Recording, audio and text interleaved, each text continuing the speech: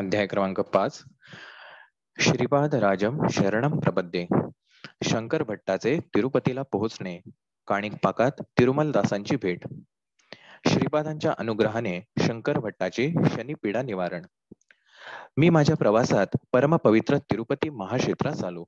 माझ्या मनात केव्हाही न अनुभवलेल्या शांतीचा अनुभव आला. तिरुपती महाक्षेत्रातील पुष्करणीचे स्नान करून श्री व्यंकटेश्वराचे दर्शन घेतले. मंदिराच्या अंगणातच ध्यानस्थ झालो. ध्यानात श्री व्यंकटेश्वरांना स्त्री मूर्ती रूपात पाहिले.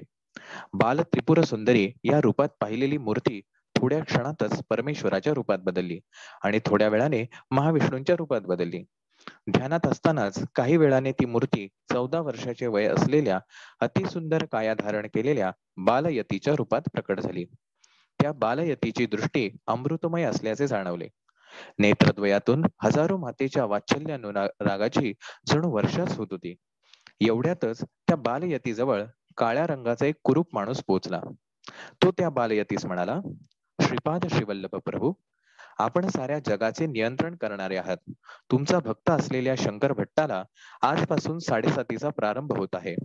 या विश्वात अनेक प्रकारचे कष्ट आहेत, ते मी त्याच्या अनुभवास आणेन. प्रभूंच्या आज्ञेसाठी येथे उभा आहे.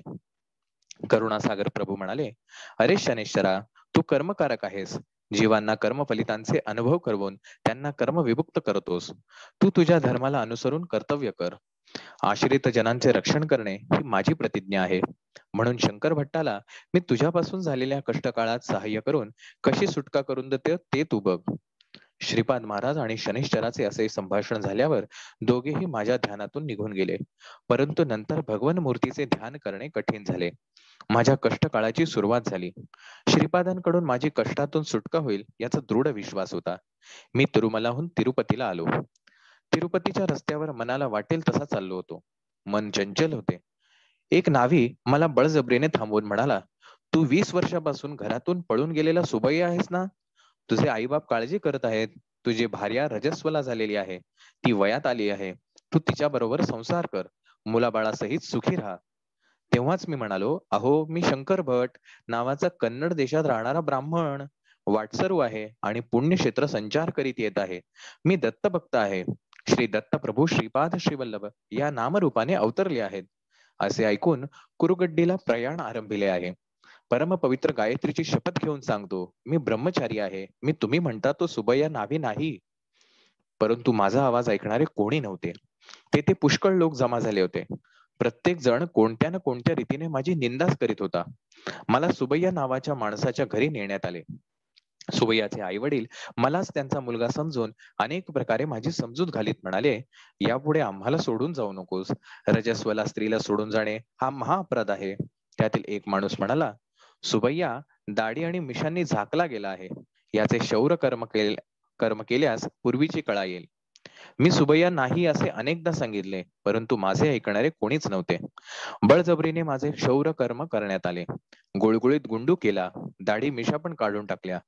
माझ्या गळ्यातील पवित्र यज्ञोपवीत सुद्धा काढून टाकले. माझ्यासाठी त्यांच्या माहितीतल्या एका भूतवैद्याला बोलवण्यात आले.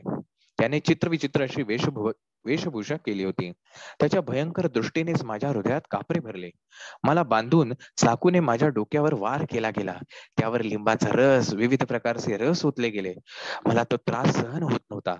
हा सगळा छळ सहन झाल्यावर सुबैयाला ब्राह्मण भूताने पछाडले आहे, म्हणूनच हा जानवे घालून मंत्र बरळतो असा निर्णय घेण्यात आला. तिरुपतीत असलेले ब्राह्मण सुद्धा स्तब्धच झाले होते. ह्या नगरात एकच आलेला मिनिट वाटसरू दादा, डिस्टर्ब करते. थोडासा माईक खाली पकडतो का? थोडा खरखर आवाज येतोय. तुझा आवाज क्लिअर येत नाहीये. तिरुपतीत असलेले ब्राह्मण सुद्धा स्तब्धच झाले होते. या नगरात आलेला वाटसरू सुबैयाच आहे. त्याला एका ब्रह्मराक्षसाने बाधले आहे असेच ते समजले. मला त्या गावातील मोठ्या श्रेष्ठ ब्राह्मणांकडे नेले गेले. मी कन्नड देशीय स्मार्त ब्राह्मण आहे. भारद्वाज गोत्राचा आहे. नमक चमक मला येते. संध्यावंदन पण करतो. असे माझ्या सांगण्यावर त्यांचा विश्वासच नव्हता. सुबैयास एका कन्नड ब्राह्मण भूताने झपाटले आहे. त्यासाठी योग्य चिकित्सा करून परत पूर्वीसारखे करावे असे त्या श्रेष्ठ ब्राह्मणांनी सांगितले. घावाने झालेल्या त्रासाने मी चक्रावून गेलो. माझे रुदन केवळ अरुण्य रुदनासारखेच झाले. शुद्धीवर आलो तेव्हा माझ्या समोर माझ्या सारखाच काळे तेज असलेला एक विकृत आकाराचा माणूस बसलेला आहे असे वाटले. तो माझ्याशी काही न बोलता माझ्यामध्ये सामावून गेला. माझ्याशी तदाकार झाला. 7:30च्या प्रभावाने 7.5 वर्ष माझा कष्टकाळ आहे याची कल्पना मला आली.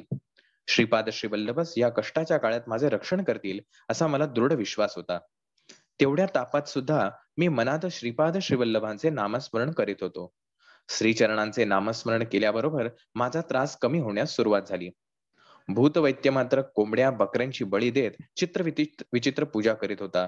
मला मात्र पथ्याचा आहार दिला होता. सुबैयाला ब्राह्मण भूताने बाधले आहे, त्यामुळे त्याला शाकाहारच दिला पाहिजे असे मांत्रिकाने सांगितले.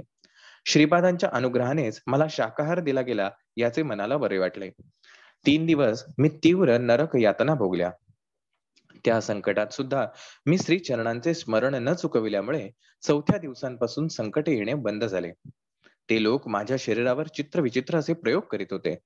मांत्रिक मधून मधून चापकाने मारत होता. श्रीवल्लभा शरणम शरणम अशी दीनतेने हाक मारीत मी रडत होतो. श्री दत्ताची अनन्य भक्तीने सेवा करणाऱ्याला ही अशी नरकबाधा कशी असते याचे मला आश्चर्य वाटत होते. तेवढ्यातच विचित्र घडले. माझ्या शरीरावर चापकाचा मार बसला, परंतु मला किंचित सुद्धा त्रास झाला नाही. तेव्हा मांत्रिकच रडू लागला. तो मला मारत होता, पण त्याच्या माराचा त्रास त्यालाच होत होता. हे असे कसे घडते आहे हे त्याला समजत नव्हते. तो माझ्याकडे वेडसर नजरेने पाहत होता. मी मात्र ही श्रींचीच लीला आहे असे समजून हसलो.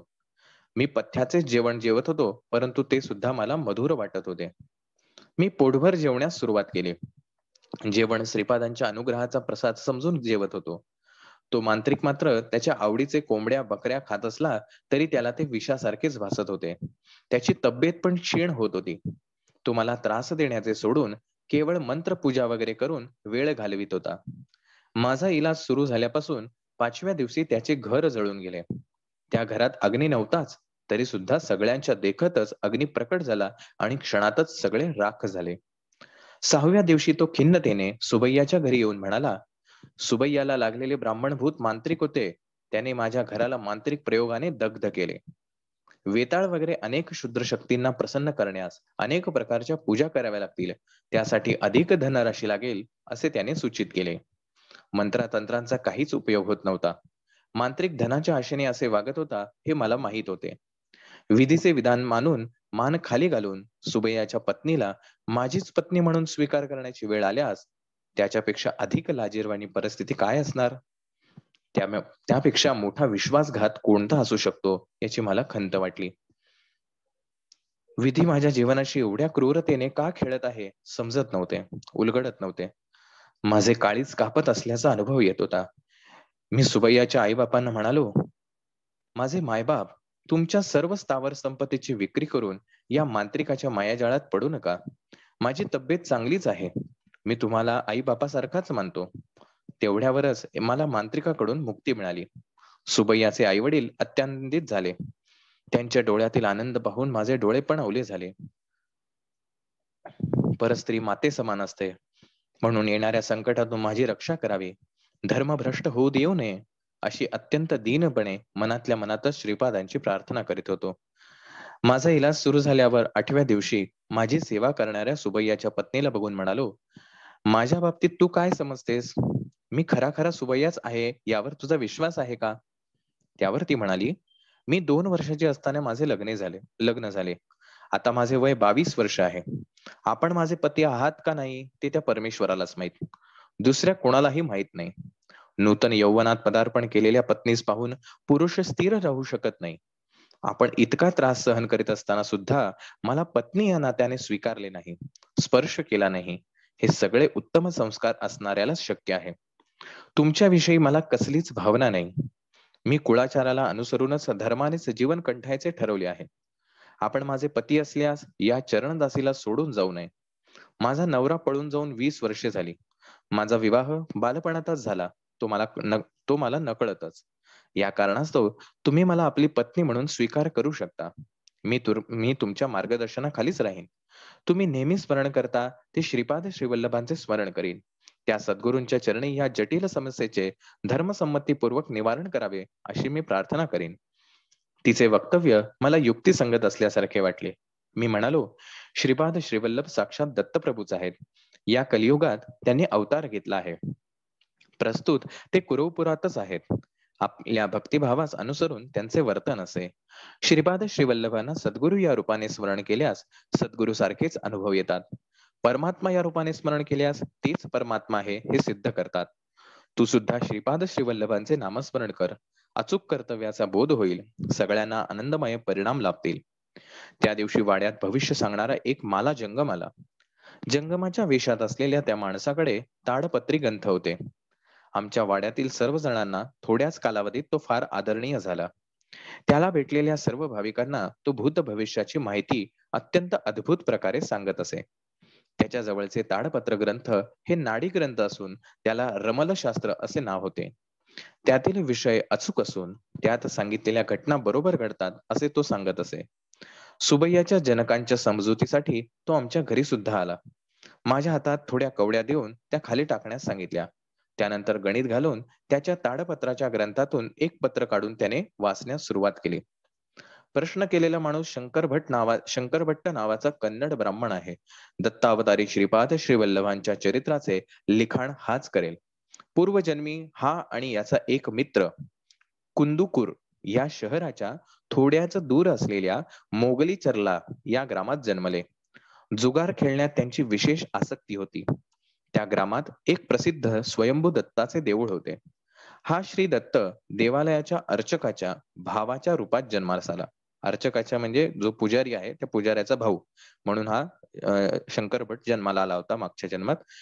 मोठ्या भावाच्या अनुपस्थितीत पूजा वगैरे हाच करीत असे. दत्त देवालयाच्या प्रांगणात हा आणि याचा मित्र दोघेही जुगार खेळण्यात मग्न असत. हा किती अनाचार आहे याची त्यांना खंत नव्हती. त्याच्या मित्राबरोबर एके दिवशी खेळताना त्याने विचित्र अशी अट ठेवली. त्याचा मित्र जिंकल्यास याने खेळात हरलेली रक्कम द्यावी आणि हा जिंकला तर त्याच्या मित्राने आपल्या पत्नीस याला द्यावे असे ठरले. या कराराला साक्ष म्हणजे हे दत्तप्रभूच आहेत असे मानून प्रमाण करून जुगार खेळण्यास सुरुवात केली. आपल्या समक्ष अत्यंत वाईट खेळ चालू असलेला दत्तप्रभू बघतच होते. खेळामध्ये शंकर भट्ट विजयी झाला. शंकराच्या मित्राने त्याच्या पत्नीस त्याला देण्याचे नाकारले. भांडण मोठ्या माणसांपर्यंत गेले. कुळातील सुज्ञ लोक एकत्रित जमले.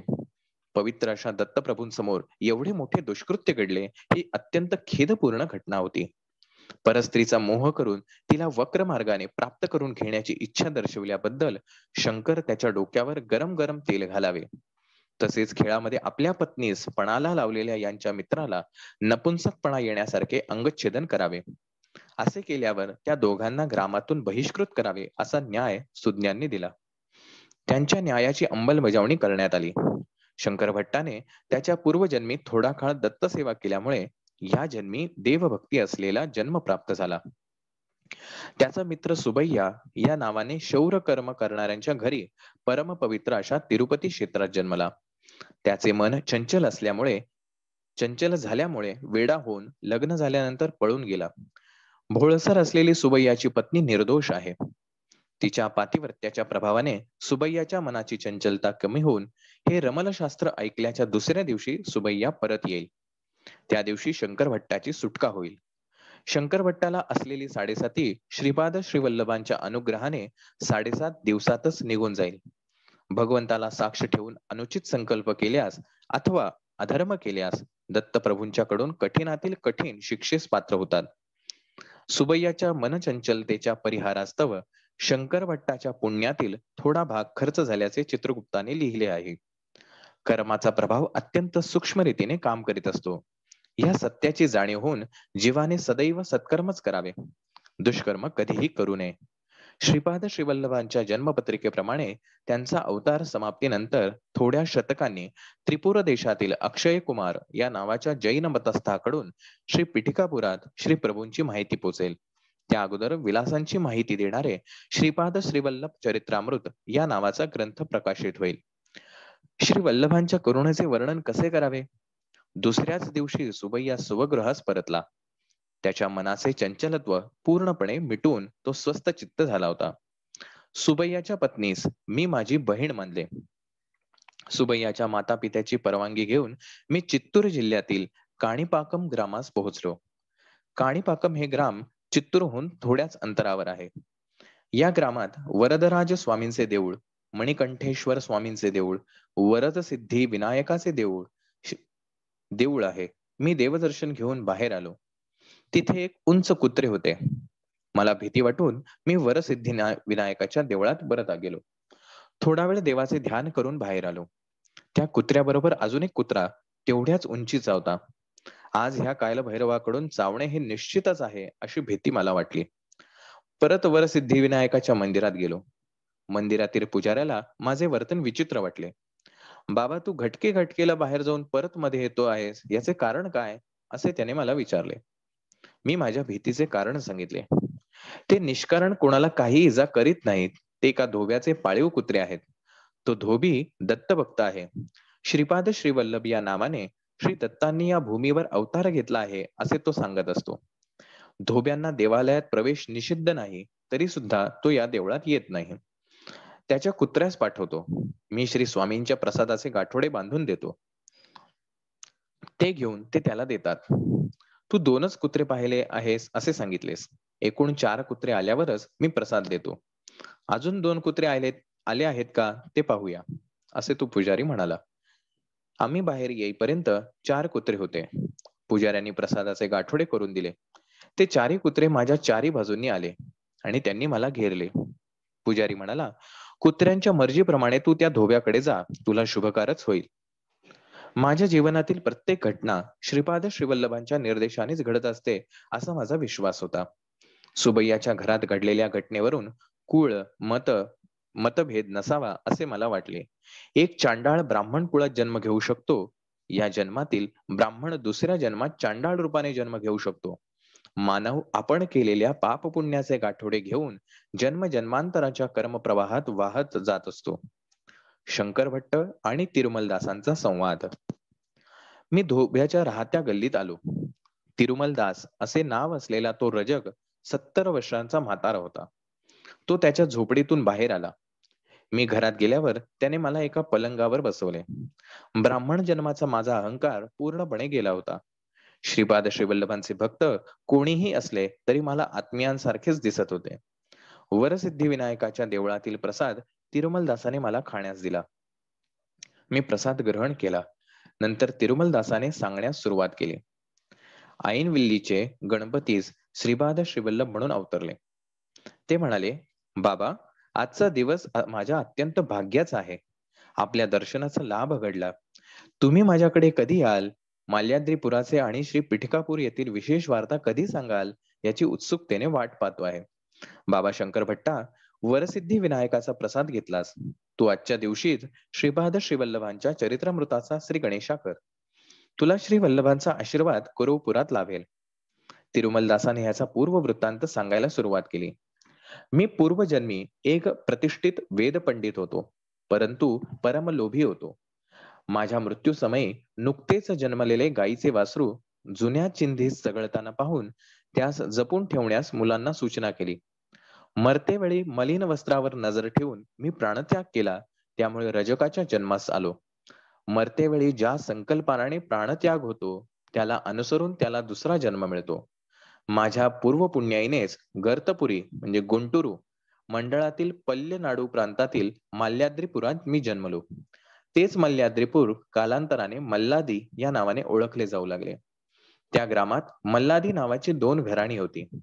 मल्लादी बापन्नावधानी या नावाचे महापंडित हरितस गोत्राचे होते. मल्लादी श्रीधर अवधानी या नावाचे महापंडित कौशिक गोत्री होते. श्रीधर अवधानी यांची बहीण राजमांबा हिचा विवाह बापन्नावधानी यांच्या बरोबर झाला. गोदावरी मंडलांतर्गत असलेल्या ऐनविल्ली या ग्रामात झालेल्या गणपती महायागास दोघेही गेले होते. दादा एकच मिनिट, ही लिंक फुल झाली आहे, सो तू तुझी लिंक चालू करतोस. ओके. फक्त त्या लिंकवर तू पण जॉईन हो, म्हणजे कारण ती 40 मिनिटांनी बंद होते. सो मग मला परत सांगशील तेवढं. ओके, मी रुचा पोकलवायच्या जॉईन होते. तू ठीक हे आहे. कर.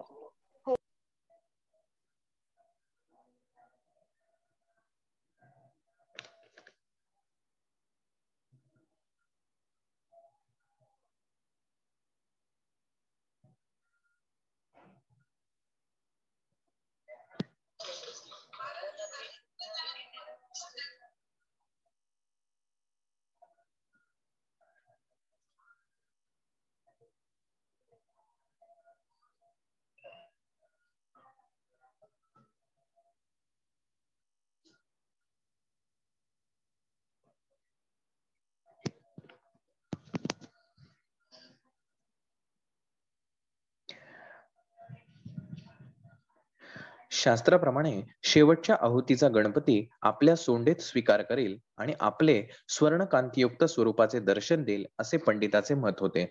यज्ञाच्या शेवटी स्वर्णमय कांतीने गणपतीने दर्शन दिले.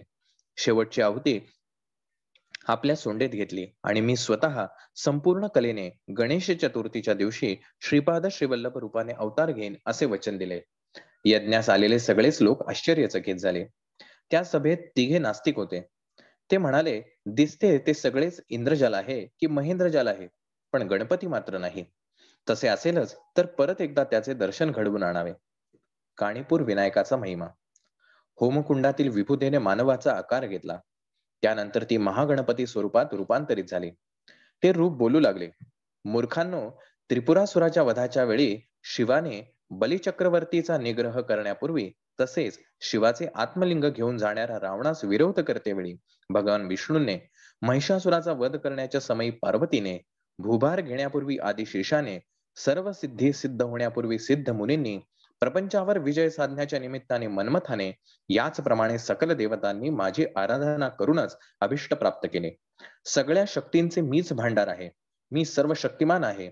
राक्षस शक्ती सुद्धा माझ्यामध्येच आहे. सर्व विघ्नकर्ता मीच, सर्व विघ्नहर्ता सुद्धा मीच आहे. दत्तात्रय म्हणजे कोण समजलात? हरिहर पुत्र असलेला धर्मशास्त्र तोच. विष्णू रूपात ब्रह्मारुद्र रूप विलीन झाले तेच दत्त रूप होय. धर्मशास्त्र रूपात गणपती षण्मुख रूप विलीन झालेले हे रूप सुद्धा दत्त रूपच आहे. दत्तात्रय हे सर्व काळ त्रिमूर्ती स्वरूपच असतात. श्रीपाद श्रीवल्लभ रूपात महागणपती असल्याने गणेश चतुर्थीच्या दिवशीच त्यांचा अवतार होईल. त्यांच्यामध्ये सुब्रह्मण्याचे तत्व असल्याने ते केवळ ज्ञान अवतार म्हणून ओळखले जातील. धर्मशास्त्र तत्वामुळे ते रूप समस्त धर्मकर्माचे आदी आणि मूळ असे समजले जातील. हा अवतार माता पित्याच्या संयोगाचे फळ नसेल, ज्योती स्वरूपच मानवाकृतीचे रूप घेईल. श्री गणपती पुढे म्हणाले, मी तुम्हाला शाप देत आहे. सत्य स्वरूप पाहून सुद्धा ते असत्य आहे असे म्हणालात. त्यामुळे तुमच्यापैकी एक आंधळा जन्मेल. सत्य स्वरूपाची प्रशंसा न करता टिंगल केल्यामुळे तुमच्यापैकी एक मुका जन्मेल. एवढा जनसमुदाय निजभक्त त्या सत्याच्या बाबतीत सांगत असताना दुर्लक्ष करून न ऐकल्यामुळे तुमच्यापैकी एक बहिरा जन्मेल. तुम्ही तिघे बंध रूपाने जन्माल. माझ्या स्वयंभी मूर्तीचे दर्शन घेतल्यावरच तुम्ही दोषरहित व्हाल. बाबा, ते तिघेही या काणीपुरात भावंडाच्या रूपात जन्मले. त्रिमूर्तांना दूषण दिल्यास घोर अनर्थ होतो. ही तीन भावंडे एक एकर जमिनीत याच ग्रामात उत्पन्न काढीत असत. त्या शेतात पायथ्याला एक विहीर होती. मोटेच्या साह्याने पिकांना पाणी देण्याची सोय केली होती. एका वर्षी दुष्काळ पडला. जमिनीतील पाणी वाळून गेले. एके दिवशी विहिरीत असलेले पाणी सारे खर्च झाले. फावडा घेऊन तिघेही वाळू काढण्याचे प्रयत्नात होते. त्या पाण्याखालील भागात असलेल्या दगडावर फावडा लागून रक्ताचा फवारा वर आला. रक्त हाताला लागल्याने मुक्याला वाचा फुटली. पाणी सुद्धा विहिरीत यथाविधी भरू लागले.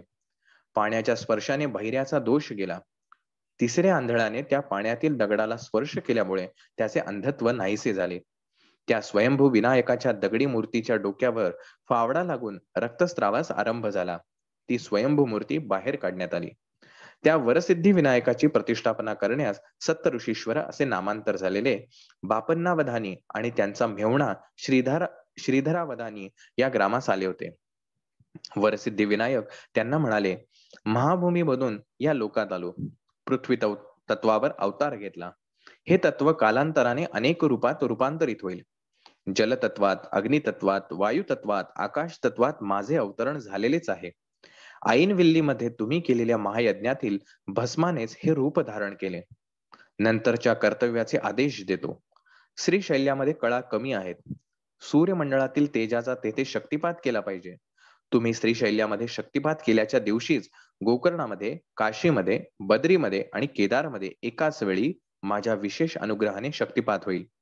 श्रीपाद श्रीवल्लभांच्या अवतरणाचा समय निकट येत आहे. श्रीधरा, तुझ्या घरचे नाव श्रीपाद म्हणून बदलत आहे.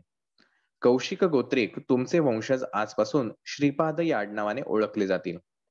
बाबा शंकरा, मल्यादीपुरातून सत्य ऋषीश्वर आणि श्रीधर पंडित पिठिकापुरात निवास करण्यास आले. मी श्रीपाद श्रीवल्लभांच्या अनेक बाललीला पाहिल्या. उद्या मी तुला त्या सविस्तर सांगेन. माझ्या पहिल्या बायकोपासून मला एक मुलगा झाला. त्याचे नाव रविदास आहे. तो कुरोपुरात राहत आहे. श्रीपादांची यथामतीने सेवा करीत असतो. मी श्रीपाद प्रभूंच्या आज्ञेनुसार काणीपुरातच दुसऱ्या पत्नी आणि मुलाबरोबर कुलवृत्तीला अनुसरून राहत आहे. तू श्री पिठिकापुरात अनेक महानुभावांना भेटशील. व्यंकटप्पय्या श्रेष्ठी नावाच्या व्यक्तीस भेटशील तेव्हा अनेक महत्वाच्या विषयाबद्दल माहिती मिळेल. श्री श्रेष्ठींना श्रीपाद प्रभू व्यंकटप्पय्या श्रेष्ठी या टोपण नावाने हाक मारित असत. श्री श्रेष्ठींच्या वंशावर श्रीपादांचा अभय असत आहे. वत्सवाई असे उपनाम असलेल्या नरसिंहवर्मांना सुद्धा भेट. त्यांचा श्रीपादांशी घनिष्ठ संबंध आहे. तुझ्याकडून रचल्या जाणाऱ्या श्रीपादांच्या चरित्रास श्रीचरणांचा आशीर्वाद लाभेल. तू लिहिलेल्या ग्रंथाखेरीज दुसरा कोणताही ग्रंथ श्रीपादांचे चरित्र संपूर्ण रीतीने माहिती देणारा असणार नाही, ही श्री चरणांची आज्ञा आहे. श्रीपाद राजम शरणम प्रबद्धे. श्रीपाद श्रीवल्लभांचा जय जयकार असो. अशा प्रकारे हा 5वा अध्याय संपन्न झाला. या चरित्रामध्येच लिहिल्याप्रमाणे या श्रीपाद चरित्रातील प्रत्येक अक्षर हे सत्य आहे असा आशीर्वाद स्वतः श्रीपादांनी दिलेला आहे. कदाचित असं होत असेल की अध्याय वाचत असताना ती गोष्ट कळते, पण जसं पुढे जातो तसे मागच्या गोष्टी विसरायला होऊ शकतात, कारण खूपशा गोष्टी एकमेकांमध्ये गुंतलेल्या आहेत. त्यामुळे कदाचित त्या विसरण्याचा संभव आहे. पण आजच्या या 5व्या अध्यायामध्ये थोडेफार जे महत्वाचे गोष्टी आपल्याला सांगितल्यात त्या सांगण्याचा प्रयत्न करतो. ज्या वेळेला आपण महाराजांची अनन्य भावाने भक्ती करतो त्यावेळेला आपल्या आयुष्यात जे काही भविष्यात संकट येणार आहे त्याची चाहूल महाराज अगोदरच आपल्याला देतात. जसं त्या शंकर भट्टाला त्या तिरुपतीच्या मंदिरामध्ये ध्याना अवस्थेमध्ये येणाऱ्या पुढच्या दिवसांमध्ये 7:30चा त्याला त्रास होणार आहे. शनी महाराजांची कशी आज्ञा घेतात हे सर्व या गोष्टी त्या ध्यानामधून त्याला पूर्वकल्पना त्याची झाली होती. आणि त्याच्यामुळे त्याचा आत्मविश्वास दृढवला होता की जरी माझ्या आयुष्यात कठीण परिस्थिती आली तरी माझी श्रीपाद श्रीवल्लभांच्या आशीर्वादाने ह्यापासून मुक्तता होईल.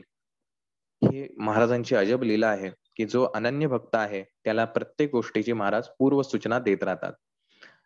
आपल्या आयुष्यात घडणारी प्रत्येक गोष्ट ही पूर्व कर्मानुसारच आहे आणि आपण जे काही मागल्या जन्मात कर्म केली आहेत त्याचेच फळ म्हणून आपल्याला हे सगळं भोगावं लागतं. हे आपण त्याच्यामध्ये बघितलं की 7:30 ही आपल्याला जरी वाटत असली तरी त्या 7:30 होण्याचं कारण काय, तर महाराज जसं म्हणतात की कर्मानुसार त्याला त्याचं फळ देणं हे तुझं काम आहे असं शनी महाराजांना सांगतात. आणि त्याचं कर्म काय होतं हे आपण पुढे पाहिलं की तो जो शंकर भट्ट असतो तो मागच्या जन्मामध्ये एका पुजाऱ्याचा भाऊ असतो आणि दत्त महाराजांची जेव्हा जमेल तसं भावाच्या अनुपस्थितीत तो पूजा करतो आणि ती पूजा झाल्यानंतर त्याच्या मित्रासोबत त्याच कट्ट्यावरती बसून तो जुगारही खेळतो. आणि जुगार खेळताना जी बोली लावली जाते की मी हरलो तर मी माझे पैसे देईन आणि तू जर हरलास तर तुझी बायको मला तुला द्यावी लागेल, हे महाराजांच्या साक्षीनं त्या ठिकाणी घडतं. आता ही घडलेली गोष्ट आणि त्याची शिक्षा त्याच ठिकाणी त्यांना मिळते. म्हणजे त्या एकाला त्याच्या अंगावरती तेल ओतलं जातं, दुसऱ्याला त्याचं अंगविच्छेदन केलं जातं आणि त्यांना गावातून बहिष्कृत केलं जातं. एवढ्यावरती शिक्षा थांबत नाही. आणि या जन्मामध्ये तो शंकर भट्ट आहे हे सगळ्यांना तो सांगत असून सुद्धा सगळी लोक जी आहेत ते त्याला सुबैया समजूनच त्याला त्या सुबैयाची पत्नी जी आहे त्याच्या हवाली करून देतात. परंतु महाराजांची कृपा असल्यामुळे पुढच्या 3च दिवसामध्ये गोष्टी बदलतात आणि तो जो ज्योतिषकार येतो, जो ते रमलशास्त्र म्हणजे नाडी ताम्रपट्टी जी आहे त्या साऊथ इंडियन ती पद्धत आहे, तर त्याच्या पद्धतीनं तो येऊन सगळ्या गोष्टी कथन करतो आणि मग तो सुबैया दुसऱ्या दिवशी येतो आणि त्याची सुटका होते. म्हणजे जर आपण गुरुभक्ती आपली श्रेष्ठ असेल, आपण अनन्य भावाने जर आपल्या गुरूंशी प्रामाणिक असो, तर कितीही संकट असेल, आपल्या मागच्या जन्मांचे आपले कितीही भोग असले तरी महाराजच त्यातनं सुटका करतात. जसं त्याच्यात सांगितलं की 7.5 वर्षाचं जे काही त्याचं कर्मफळ आहे ते महाराजांच्या कृपेने फक्त 7.5 दिवस त्याला ते भोगायला लागणार आहे. त्यामुळे 7.5 वर्षाचं 7.5 दिवसात जो भोगायचं असेल तर निश्चित ती चांगली गोष्ट आहे. पण कर्म हे भोगावंच लागतं, ते कधी सुटत नाही. दुसरी महत्वाची गोष्ट सेवेकरी म्हणून आपण यातनं शिकायला हवी की संकट कितीही मोठं असू दे, त्या संकटात सुद्धा आपली बुद्धी स्थिर ठेवून आपली श्रद्धा बळकट असायला हवी. त्या संकटाच्या काळात आपण महाराजांपासून दूर जायचं नाही, महाराजांवरती राग धरायचा नाही. जे काही आपल्या आयुष्यात संकट आहे हे सुद्धा महाराजांचाच प्रसाद आहे असं समजून जर घेतलं तर तो जो पथ्याचा आहार दिला होता तो सुद्धा त्या शंकर भट्टाला गोड लागत होता.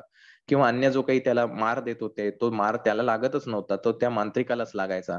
ह्या ज्या गोष्टी आहेत ह्या महाराज करतात. म्हणजे कर्मफळानुसार त्याला फटके बसणं हे निश्चित आहे, पण त्या फटके बसल्यानंतर होणारा त्रास मात्र त्या मांत्रिकाला होत होता. तर अशा प्रकारे महाराजांचा सेवा करण्याने आपण काय होतं आयुष्यामध्ये, तर कर्मफळापासून कशा प्रकारे महाराज मुक्ती देतात, तर हे आपण लक्षात ठेवावं. त्याच्यानंतर आपण जी गोष्ट पाहिली की तो शंकर भट्ट जो आहे तो मागच्या जन्मात पुजारी होता.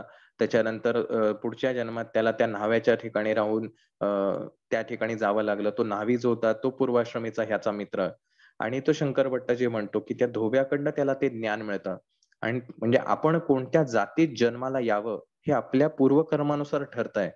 परंतु आपण जर या जन्मामध्ये योग्य आचरण केलं, तर आपण या जन्मामध्ये उच्च जातीमध्ये जाऊन अर्थात वैचारिक जातीने आपण स्वतःचा उद्धार करता येतो, हे आपल्याला श्रीपाद चरित्रावरनं आपल्याला समजतं. त्यामुळे आपलं अधःपतन होणं किंवा आपला उद्धार होणं हे दोन्ही सुद्धा आपल्या कर्मावर अवलंबून आहे. आपण कोणत्या जातीत जन्माला आलेलो आहोत याचा काहीही संबंध नाही. त्यामुळे प्रत्येकाला भगवंताला प्राप्त करण्याची प्रत्येकाला समान अधिकार आहे. तो कोणत्या जातीत जन्माला, कोणत्या धर्मात जन्माला आला याच्याशी काही एक संबंध नाही. तर ह्या गोष्टींना या कथेतून आपल्याला ही गोष्ट समजते. त्यानंतर बऱ्याचशा गोष्टी ज्या या कथेमधनं आहेत, की प्रत्येक गोष्ट जी आहे त्या धोब्याची जे त्यांनी एक आत्मकथन सांगितलं, की मागच्या जन्मामध्ये तो पंडित होता. सर्वश्रेष्ठ, सर्व ज्ञानी असा वेदपंडित होता.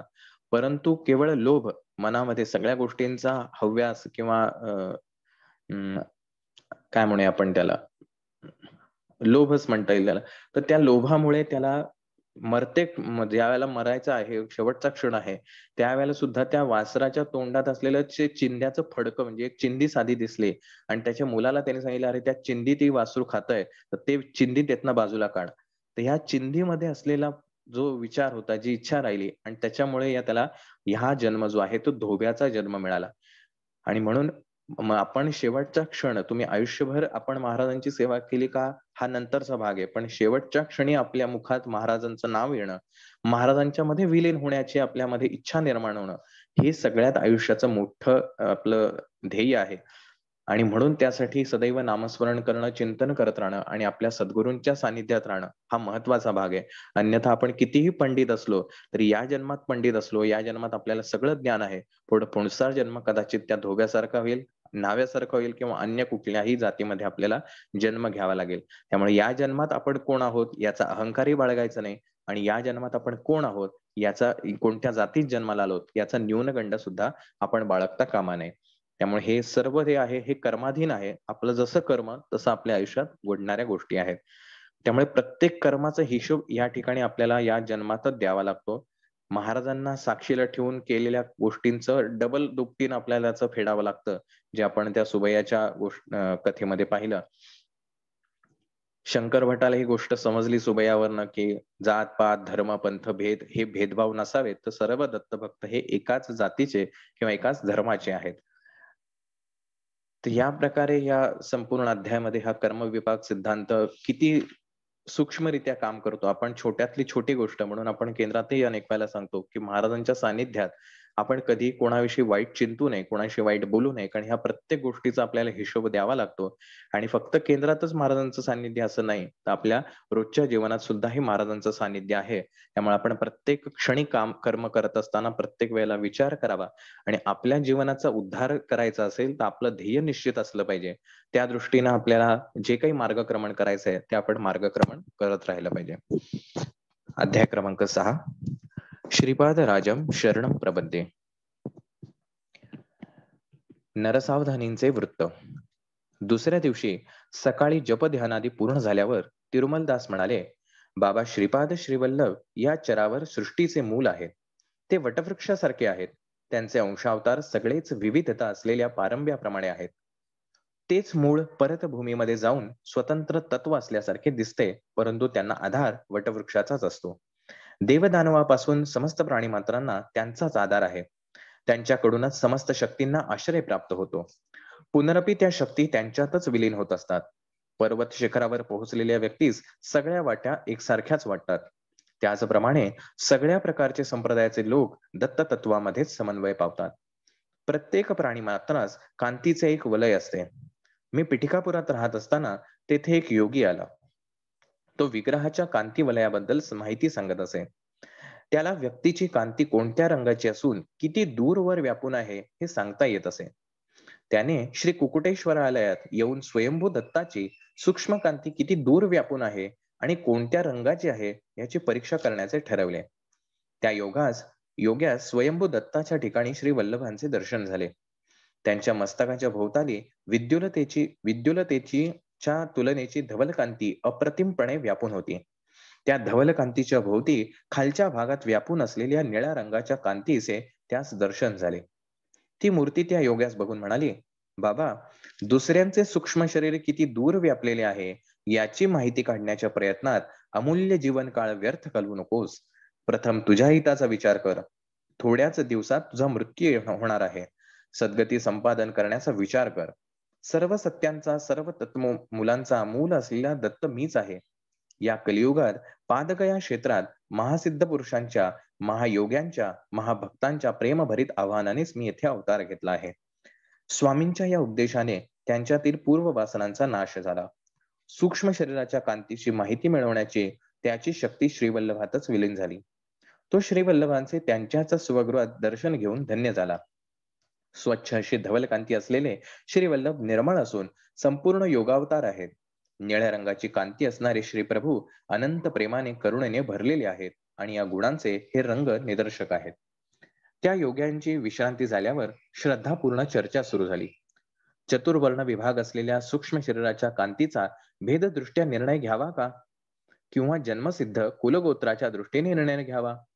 कोणत्या वर्णाचा जन्म असला तर वेदोक्त पद्धतीने उपनयन करावे आणि कोणत्या वर्णाच्या लोकांचे शास्त्रोक्त म्हणजे पुराणोक्त उपनयन करावे? उपनयनात भ्रुकुटीमध्ये असलेल्या तिसऱ्या डोळ्याचा संबंध असतो का? नसेल तर काही विशेष आहे का? मेधावी लोक म्हणजे काय? अशी चर्चा बराच वेळ गरम गरम चालली होती, परंतु पंडितांचे मतैक्य होत नव्हते. सत्य ऋषीश्वर या नावाचे मल्लादी बापन्नावधानी पिठिकापूर ब्राह्मण परिषदेचे अध्यक्ष होते. त्यांना बापन्ना आर्य असे सुद्धा लोक श्रद्धेने म्हणत असत. ते मुख्यतः सूर्याची, अग्नीची उपासना करीत. पिठिकापुरात झालेल्या एका यज्ञाचे अधिपत्य करण्याची त्यांना विनंती केली होती. यज्ञाच्या शेवटी कुंभवृष्टी झाली, अर्थात वर्षा झाली. सकल जनसमुदाय आनंदला. श्री नरसिंह वर्मा या नावाच्या क्षत्रिय गृहस्थांनी श्री सत्य ऋषीश्वरांना त्यांच्या गावात राहावे अशी विनंती केली. परंतु यज्ञ आघात मिळालेले धन शिधा तेवढेच श्री बापन्ना आर्य घेत असत. त्या द्रव्यास शुद्धी नसेल तर ते स्वीकार करीत नसत. श्री वर्मांच्या विनंतीस त्यांनी नकार दिला. श्री वर्मांची अत्यंत प्रिय असलेली कपिला गाय होती. तिचे नाव गायत्री असे होते. ती भरपूर दूध देत असे. ती अत्यंत सुशील आणि साधू स्वभावाची होती. एकदा गायत्री दिसेनाशी झाली, कुठेतरी हरवली, रस्ता विसरली असे वर्तमान श्री वर्मांना कळाले. श्री बापन्ना आर्य ज्योतिषशास्त्राचे पंडित असल्याने वर्मांनी त्यांना गायत्रीच्या क्षेमकुशला संबंधी प्रश्न केला. तेव्हा श्यामलांबापुरम अर्थात सामलकोटापासून मध्ये खानसाहेब नावाचा कसाई आहे, त्याच्याकडे ती आहे. लगेच न गेल्यास तिचा वध होण्याची भीती आहे, बापन्ना आर्य म्हणाले. वर्मांनी श्यामलांबापुरास मनुष्यास पाठवण्याच्या प्रयत्नात बापन्ना आर्यांना एक अट घातली. बापन्ना आर्यांच्या वचनानुसार गायत्री मिळाली तर वर्मांनी 3 एकर भूमी, निवासास योग्य असे घर बापन्ना आर्यांना त्यांच्या पांडित्याचा बहुमान म्हणून द्यावे. बापन्ना आर्यांनी त्यांचा अंगीकार न केल्यास गोहत्येचे पातक होईल. बापन्ना आर्य संकट स्थितीत सापडले. त्यांनी हे दान जर नाही घेतले तर वर्मा त्या गायीच्या हत्या होऊ देतील. त्यामुळे गोहत्येचे पातक लागेल. गोहत्या पातकापेक्षा पंडित बहुमानाचा स्वीकार करणे श्रेयस्कर ठरेल आणि गायत्रीची रक्षा झाली. पिठिकापूर वासियांचे नशीब उघडले. श्री बापन्नावधानी 3 खंडी धान्य देणाऱ्या भूमीचे मालक झाले. त्यांना निवासासाठी घराची व्यवस्था झाली. श्री बापन्ना आर्यांना व्यंकटावधानी नावाचा मुलगा व सुमती नावाची मुलगी झाली.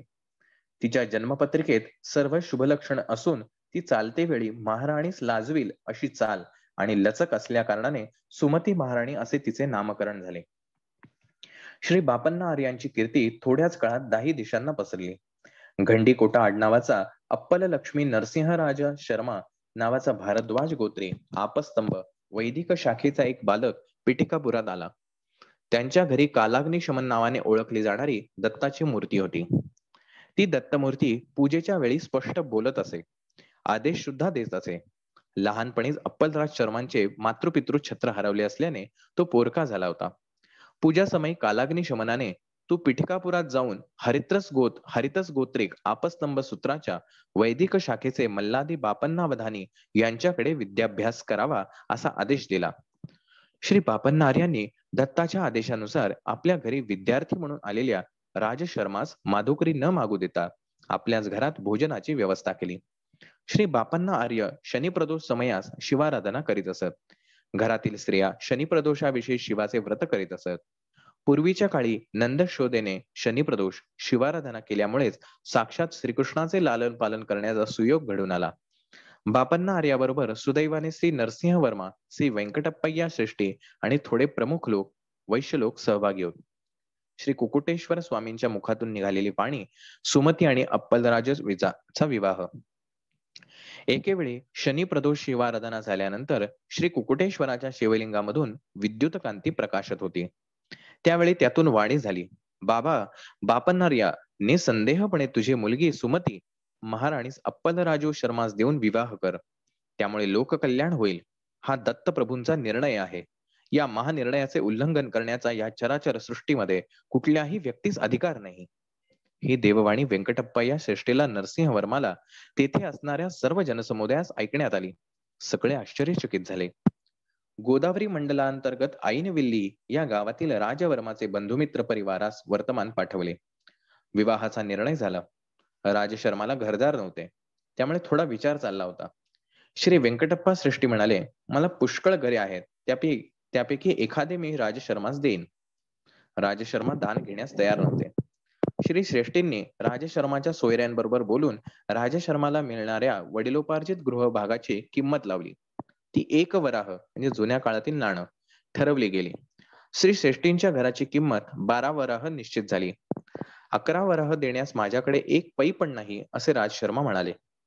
तसे असेल तर मी माझ्या घराची किंमत 1 वराह मात्रच ठरवून विकतो. दान घेण्यास तुम्हाला संकोच असेल तर 1 वराह मला देऊन हे घर विकत घ्या, असे श्रेष्ठी म्हणाले. श्रेष्ठींनी जे सांगितले ते धर्मसंमत आहे, असा सगळ्यांनी होकार दिला. श्री सुमती महाराणी आणि श्री अप्पल लक्ष्मी नरसिंह वर्मा शर्मा यांचा विवाह महापंडिताच्या वेदघोषाने मंगलवाद्यांच्या गजरात मोठ्या थाटामाटात पार पडला. श्रीपाद श्रीवल्लभांचा अवतार अज्ञानाच्या अंधकाराला दूर करण्यासच झाला आहे. त्या कारणाने श्री प्रभूंनी कालदेवतेला, कर्मदेवतेला शाप दिला.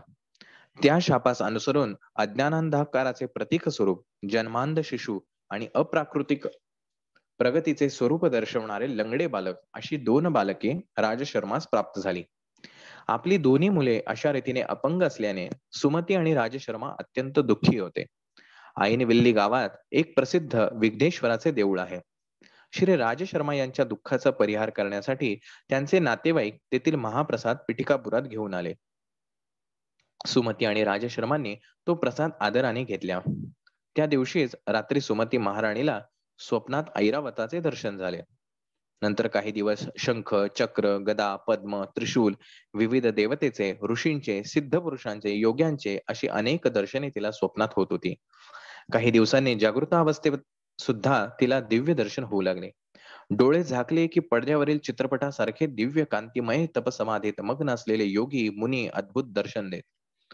देवतांचे जन्म नक्षत्र आणि सुमतीच्या प्रसव समयाचे नक्षत्रात असलेला संबंध. सुमती महाराणीने आपल्या पित्यास दिव्य अनुभवाबद्दल सविस्तर सांगितले. ते म्हणाले, ही सर्व लक्षणे महापुरुषाच्या जननाचे शुभ सूचक आहेत. सुमती महाराणीचे मामा श्रीधर पंडित म्हणाले, बाई सुमती, रवीचे जन्म नक्षत्र विशाखाचा आणि श्रीराम अवताराचा संबंध आहे. कृत्तिका हे चंद्राचे जन्म नक्षत्र आहे. याचा आणि श्रीकृष्ण अवताराचा संबंध आहे. पूर्वाषाढा या नक्षत्रावर जन्मलेल्या अंगारकाचा श्री लक्ष्मी नरसिंह अवताराशी संबंध आहे. श्रवण नक्षत्रावर जन्मलेल्या बुधाचा बुद्धावताराशी संबंध आहे. पूर्वा फाल्गुनी नक्षत्रावर जन्मलेल्या गुरुचा विष्णू अंशाशी संबंध आहे. पुष्य नक्षत्रावर जन्मलेल्या शुक्राचा भार्गव रामाशी संबंध आहे. रेवती नक्षत्रावर जन्मलेल्या शनीच्या कुर्मावतारावर संबंध आहे. भरणी नक्षत्रावर जन्मलेल्या राहूचा वराह अवताराशी संबंध आहे. आश्लेषा नक्षत्रावर जन्मलेल्या केतूचा मच्छावताराशी संबंध आहे. तू मला प्रश्न केलेला समय दैवी रहस्याशी संबंधित आहे. कोट्यावधी ग्रहांना, नक्षत्रांना, ब्रह्मांडाच्या स्थितीगतीला निर्देश देणारे दत्तप्रभूच जन्मास येतील असे मला निश्चित वाटते. दत्तप्रभू हे नित्य वैभव विभूती. आपले दिव्य अनुभव आणि श्रीधर पंडित यांचे मत सुमती महाराणीने राजशर्मास सांगितले.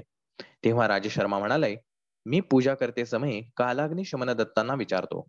कालाग्नी शमन दत्तात्रयांची पूजा होत असता कोणत्याही माणसाने ती पाहू नये असा नियम आहे. पूजेनंतर दत्तप्रभू मानवाच्या रूपात समोर बसून बोलतात. नंतर परत त्या मूर्तीमध्ये विलीन होतात. हा रोजचा आमचा नियम आहे.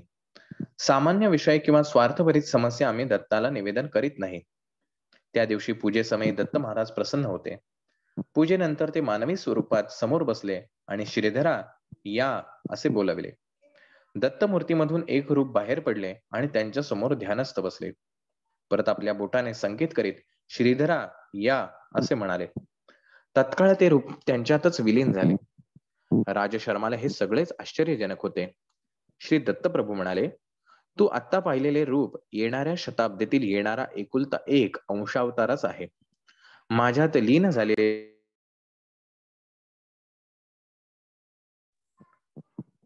आणि जा अशी आज्ञा झाल्यास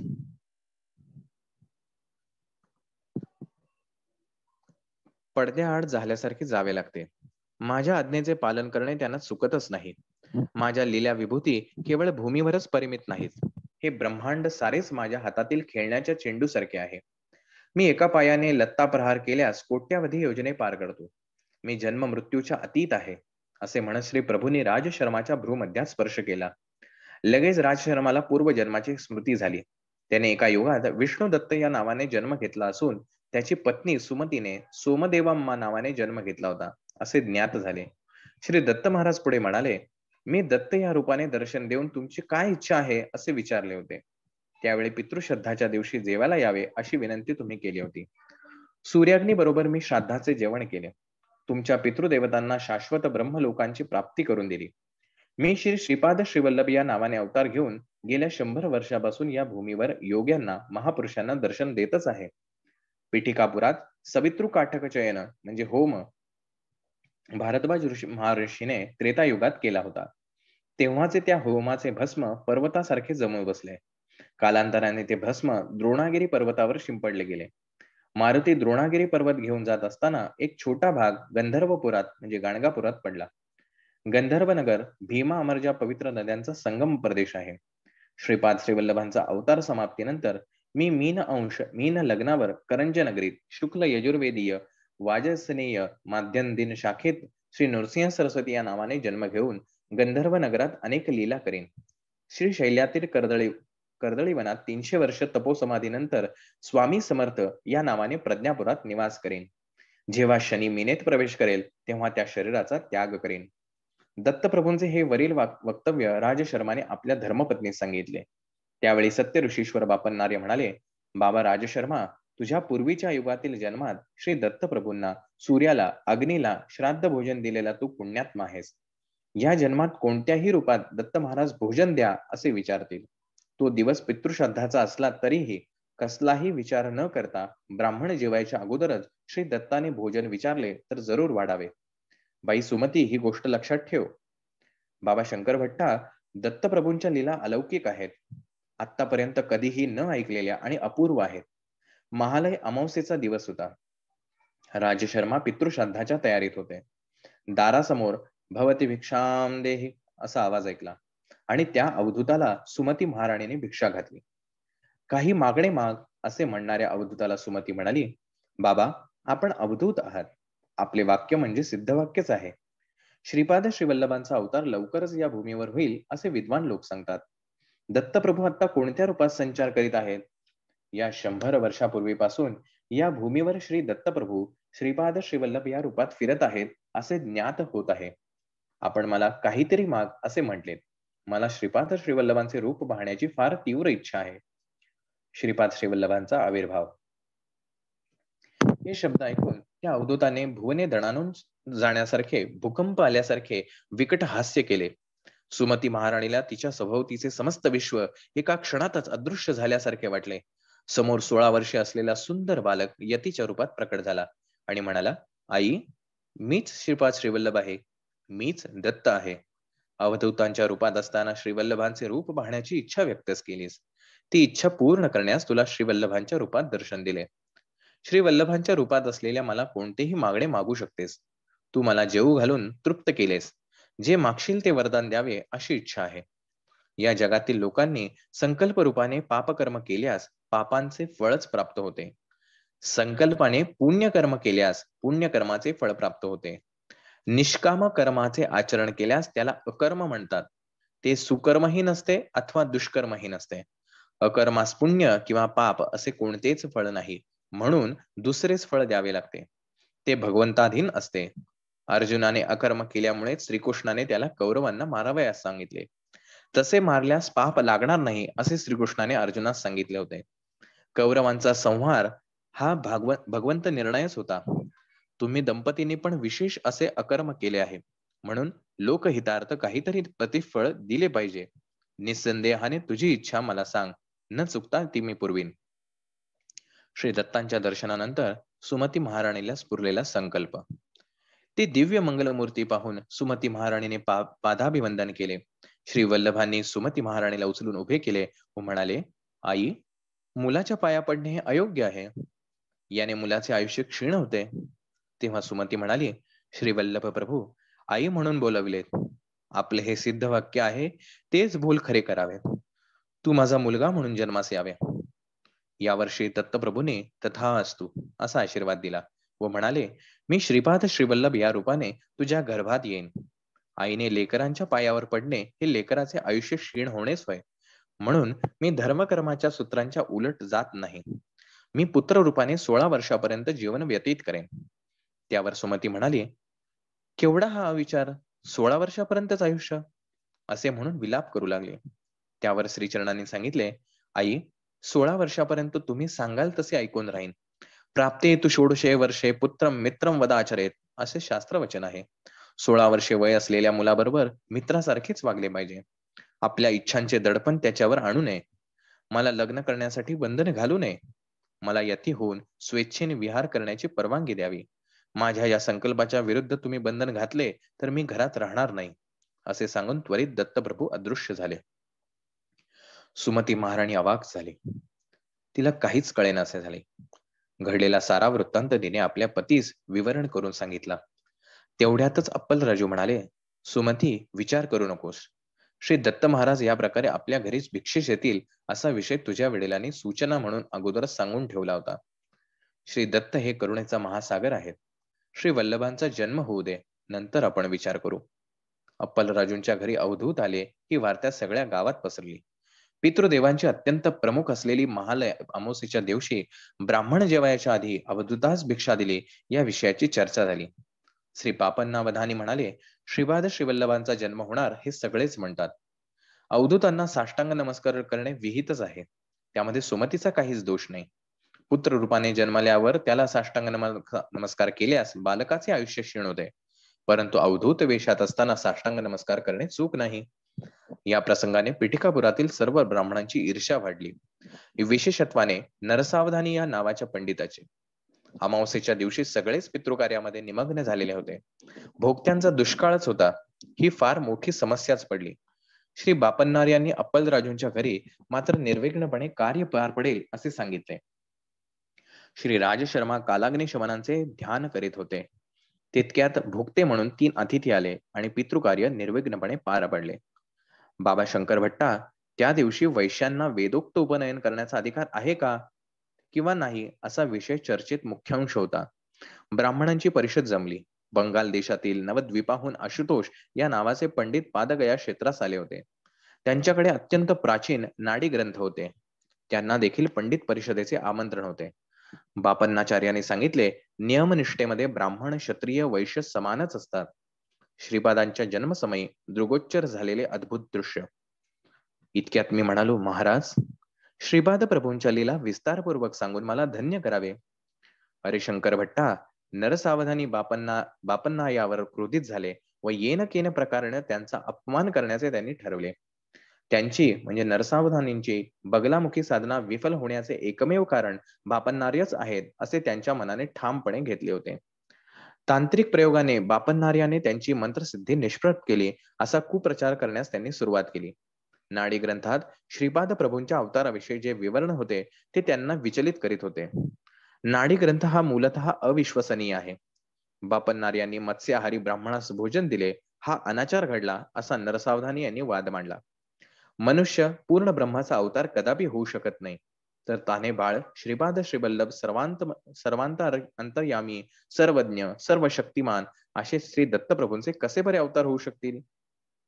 श्रीपाद प्रभूंनी अगदी लहान असताना केलेला प्रणवोच्चार, पाळण्यात असताना केलेला शास्त्र प्रसंग आणि वयास न शोभणारे प्रज्ञेचे प्रदर्शन नरसावधानींना पटले नाही. एखादा विद्वान ब्राह्मण श्रीपादाच्या शरीरात प्रवेश करून असे बोलतो आहे असा त्यांनी प्रचार केला. श्री कुकुटेश्वराच्या मंदिरात असलेले स्वयंभू तेच खरे दत्तात्रय आहेत, तेच वर प्रदान करणारे आहेत. या बालकास दत्त स्वरूप मानणे चुकीचे आहे असा नरसावधानी यांनी सर्वांचा समज करून देण्याचा प्रयत्न केला.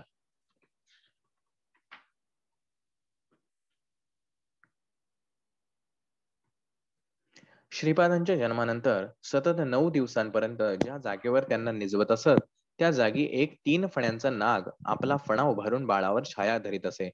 श्रीपाद मातेच्या गर्भातून साधारण बालकाप्रमाणे जन्मास न येता ज्योती स्वरूपाने अवतरले होते.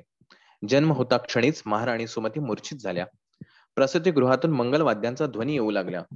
थोड्या वेळात आकाशवाणी झाली व सर्वांना बाहेर जाण्याचा आदेश झाला.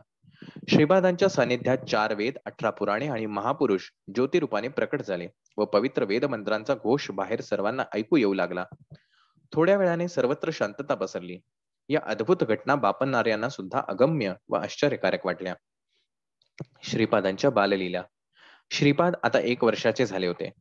ते 8-10 महिन्यांचे असतानाच त्यांचे आजोबा बापन्नार्यांबरोबर पंडित परिषदेस जात असत.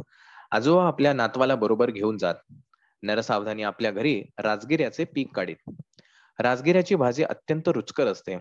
गावातील लोक नरसावधानींना ती भाजी देण्याची विनंती करीत, परंतु ते ती भाजी कोणालाच देत नसत. कोणाकडून काही विशेष काम करून घ्यायचे असल्यास त्याला ती भाजी देत व इच्छित काम करून घेत. श्रीपादांनी एकदा आपल्या आईस राजगिऱ्याची भाजी करण्यास सांगितले. ती भाजी सुद्धा नरसावधानींच्या घरचीच त्यांना हवी होती, परंतु हे काम कठीण होते. श्रीपाद लहान असताना स्वेच्छेने चालत नरसावधानींच्या घरी जात असत. त्यांच्या घरी शास्त्राविषयी चर्चा करीत, तसेच चित्रविचित्र लीला करीत. पिठिकापुरात एका महापंडिताचा मृत्यू झाला होता. त्या पंडिताचा प्रेतात्मा श्रीपादांकडून विचित्र कार्य करवून घेत आहे. या बालकास योग्य ते उपचार न करता बापन्नाचार्य व राजशर्मा हे दोघे या बालकास दत्तावतारी समजत आहेत असे नरसावधानी सर्वांना सांगत. पिठिकापूर हे पादगया क्षेत्र असून पितृदेवतांचेच प्रधान स्थान आहे. विगत आत्म्यांशी संपर्क साधून संभाषण करण्याचे सामर्थ्य असलेले तत्ववेत्ते येथे राहत असत. श्रीपादांच्या शरीरात कोणत्या तरी महापंडिताचा आत्माच वास करीत आहे आणि त्यांच्याकडून अगम्य अशा लीला करवून घेत आहे अशी धारणा पिठिकापुरम मध्ये दृढ होत होती. तिरुमल दासांवर श्रीपादांचा दिव्य अनुग्रह. तिरुमल दास पुढे म्हणाले, मी मलयाद्रीपुरमहून पिठिकापुरम येथे आलो तेव्हा बापन्नार्य आणि राजशर्मा यांच्या घरचा रजक होतो. नरसावधानींच्या घरचा जो रजक होता तो वृद्धावस्थेने मरण पावला होता. रजक म्हणजे धोबी. त्या रजकाचा मुलगा वायसपूर अग्रहार, सध्याचे काकीनाडा येथे निघून गेला होता. यामुळे त्यांच्या घरचे रजकाचे काम मला मिळाले होते. मी लहानपणापासून बापन्नार्यांच्या सहवासात असल्याने माझ्यातील सत्प्रवृत्ती जागृत झाली होती व अध्यात्माची ज्योत प्रज्वलित झाली होती. ज्या दिवशी मी नरसावधानींना पाहत असे त्या दिवशी मला पोटाचा विकार होऊन अन्न ग्रहण न करण्या इतकी माझी दीन अवस्था होई. नरसावधानींचे कपडे मी स्वतः न धुता माझा मुलगा रविदास ते धुत असे. सात्विक प्रवृत्तीच्या लोकांचेच कपडे मी स्वतः धुत असे. नरसावधानींचे कपडे मी स्वतः न धुता ते माझा मोठा मुलगा रविदास धुतो ही वार्ता त्यांच्या कानी गेली. त्यांचे कपडे मी स्वतः धुवावेत अशी त्यांनी आज्ञा केली. ती आज्ञा मानून मी नरसावधानींचे कपडे स्वतः धुवू लागलो. मी कपडे धुत असताना श्रीपादांचे नामस्मरण करीत असे. मी धुतलेले कपडे घेऊन रविदास नरसावधानींकडे गेला. मी धुतलेले कपडे जेव्हा सगळ्यांनी घातले तेव्हा कोणालाच काही झाले नाही, परंतु नरसावधानींनी ज्यावेळी ते कपडे घातले तेव्हा त्यांना त्यांच्या अंगावर विंचू गोम सरपटत असल्यासारखे वाटले. त्या कपड्यांमध्ये त्यांचे शरीर अग्नीवर ठेवल्याप्रमाणे पोळू लागले. नरसावधानींनी मला बोलावले व ते रागाने म्हणाले, कोणत्या तरी शूद्र विद्येचा मंत्राचा प्रयोग मी कपड्यावर केला आहे. त्या अपराधाबद्दल त्यांनी एकच माझी मिनिट दादा, न्यायाधीशाकडे तक्रार केली. ती दुसरी लिंक रिजॉईन करावी लागेल. टाइम संपलाय त्याचा. ओके.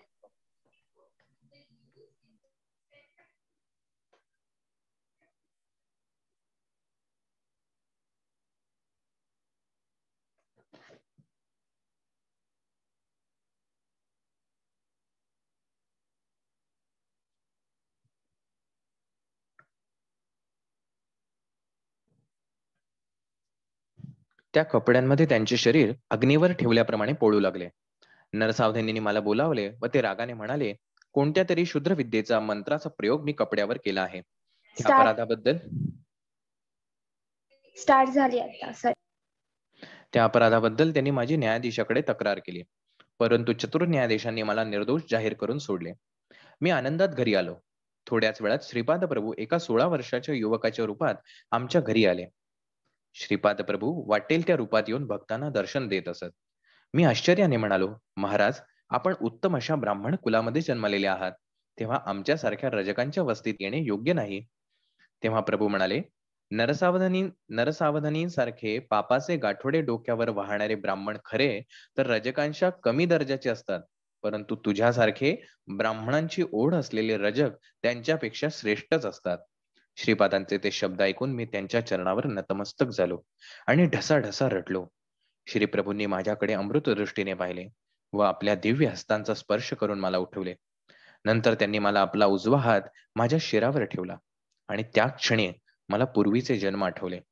माझ्यातील योग शक्तींना चालना मिळाली. कुंडलिनी शक्ती सुद्धा जागृत झाल्याचा अनुभव येऊ लागला. श्रीपाद प्रभू हळूहळू पावले टाकीत अंतर्धान पावले. श्रीपाद प्रभूंनी आपल्या आईजवळ राजगिऱ्याची भाजी करून देण्याचा हट्ट केला. त्यांना नरसावधानींच्या घरातील भाजी हवी होती, परंतु ती गोष्ट अशक्य वाटत होती. यावेळी बापन्नार्य म्हणाले, श्रीपादा, उद्या सकाळी मी तुला नरसावधानींच्या घरी घेऊन जातो.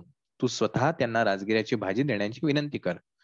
परंतु जर त्यांनी ती भाजी देण्यास नकार दिला तर त्या भाजीसाठी तू पुन्हा कधी हट्ट करू नकोस.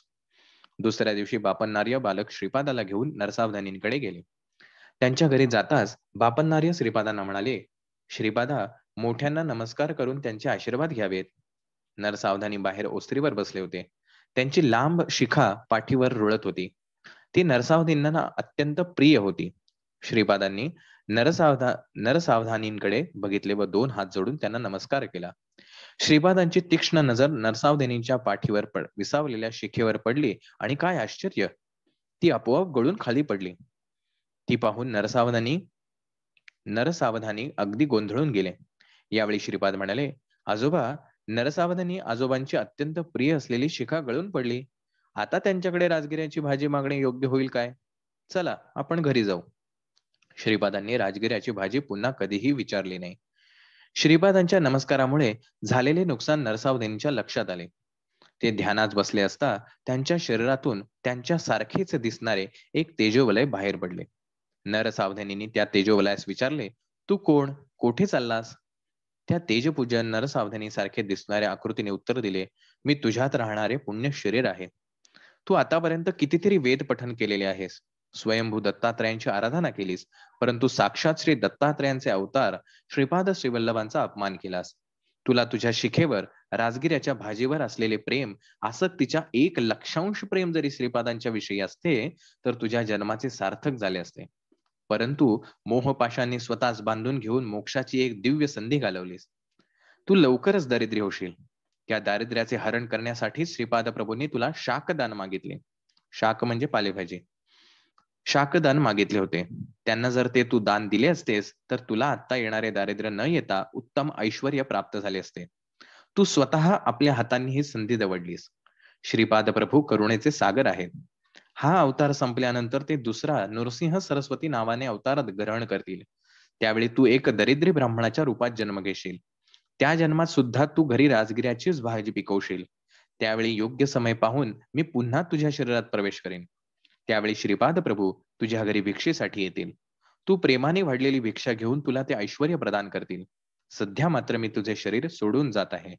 श्रीपाद प्रभूंनी केलेला नमस्कार तुला नव्हता, तर तुझ्यातील पुण्य स्वरूपात वास्तव्य करणाऱ्या मला होता. त्यांनी मला तुला सोडून देऊन त्यांच्या स्वरूपात लीन होण्याची आज्ञा केली होती. त्यानुसार मी श्रीपादांच्या स्वरूपात लीन होण्यास जात आहे.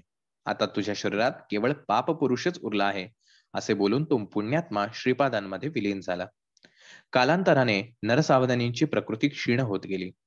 लोक त्यांच्या शब्दांचा निरादर करू लागले. त्यांच्या चेहऱ्यावर विलसणारे विद्वत्तेचे तेज लोप पावले. याच वेळी पिटिकापुरात विषूची म्हणजे कॉलराची साथ आली. यात अनेक ग्रामवासी या रोगास बळी पडले. दूषित पाण्यामुळे हा रोग बळावत असल्याचा निष्कर्ष गावातील वैद्यांनी काढला.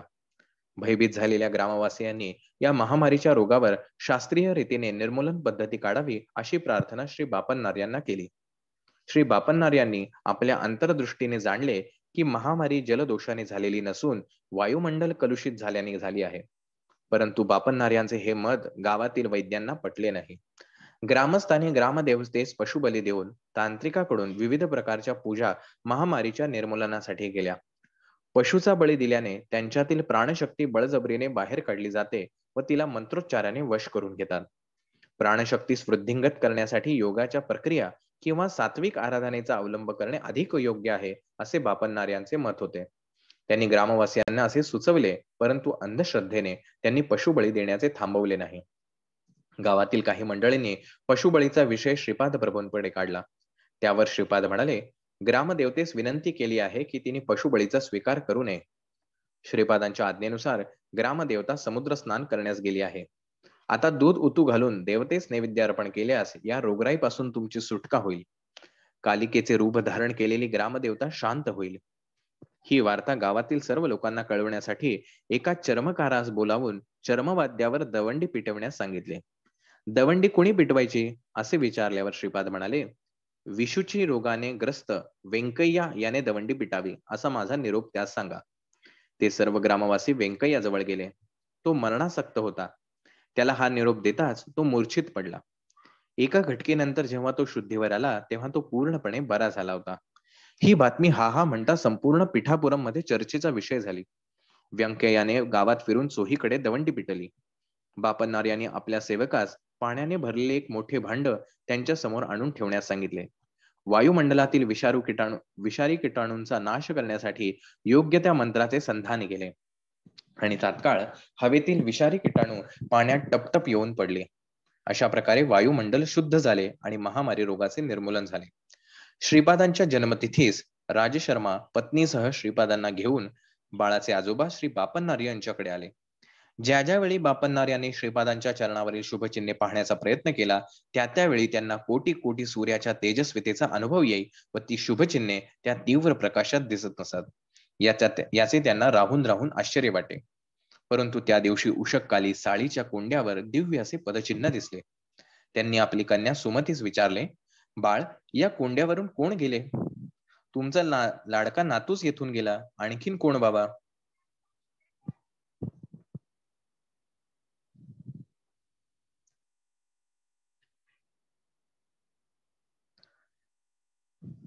सुमतीने उत्तर दिले, हे पदचिन्ह षोडश वर्षीय कुमाराच्या पदचिन्हासारखे होते.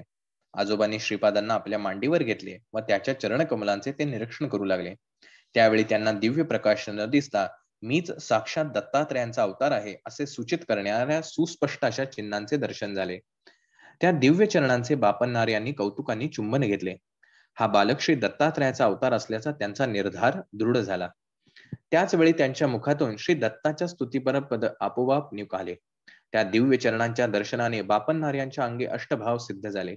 त्यांच्या डोळ्यातून आनंदाश्रू वाहू लागले. ते श्रीपादांच्या गालावर ओघळले आणि मोत्याच्या बिंदू सारखे चमकत होते. आजोबांनी आपल्या उपरण्याने हळुवारपणे श्रीपादाच्या गालावरील ते थेंब पुसले. यावेळी श्रीपाद म्हणाले, आजोबा, तुम्ही सौरमंडलातून शक्तिपात करून ती शक्ती श्री शैल्यस्थित श्री मल्लिकार्जुन शिवलिंगात आकर्षित केली होती. त्याच वेळी सूर्यमंडलातील ती शक्ती गोकर्ण महाबळेश्वरी व पादगया क्षेत्रे स्थित असलेल्या स्वयंभू श्री दत्तात्रयांच्या ठाई सुद्धा आकर्षित झाली.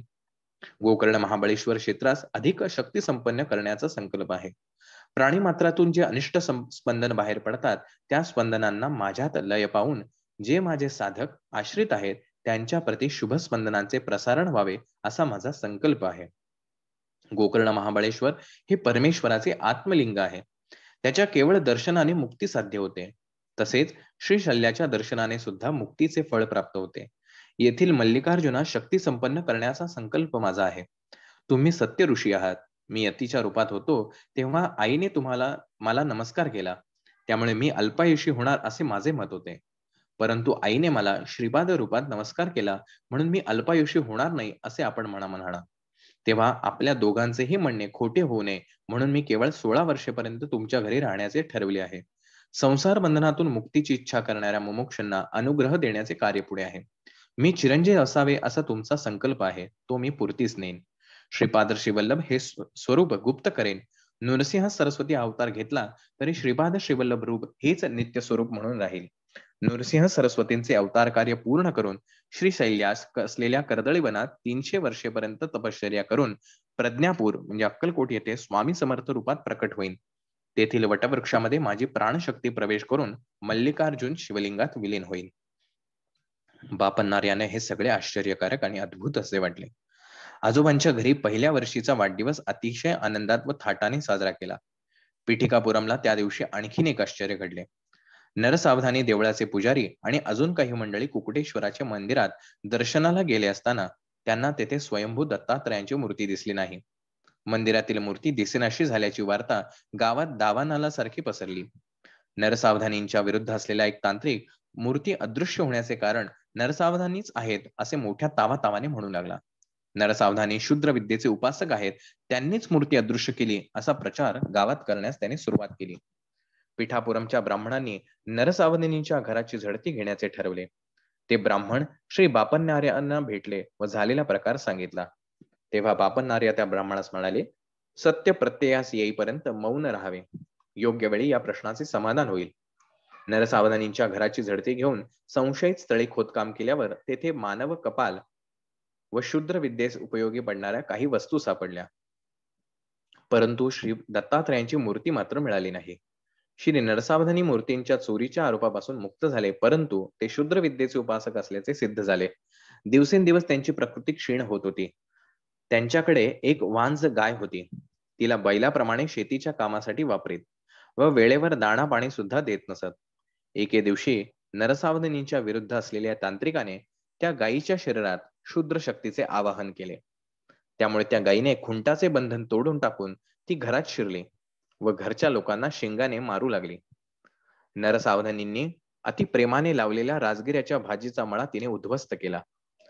त्या गायीच्या जवळ जाऊन तिला दोरीने बांधणे कोणासच शक्य झाले नाही. त्याच दिवशी नरसावधानींच्या घरी त्यांच्या आईचे श्राद्ध होते. श्राद्धाचा संपूर्ण स्वयंपाक झाला होता. श्राद्धाच्या ब्राह्मणांचे भोजन झाले होते. घरच्या मंडळींचे मात्र जेवण अजून झाले नव्हते. त्या गायीने सारे अन्न व बडे खाऊन टाकले. याच वेळी बालक श्रीपाद प्रभू आपल्या वडिलांना नरसावधानींच्या घरी घेऊन जाण्याचा हट्ट करू लागले.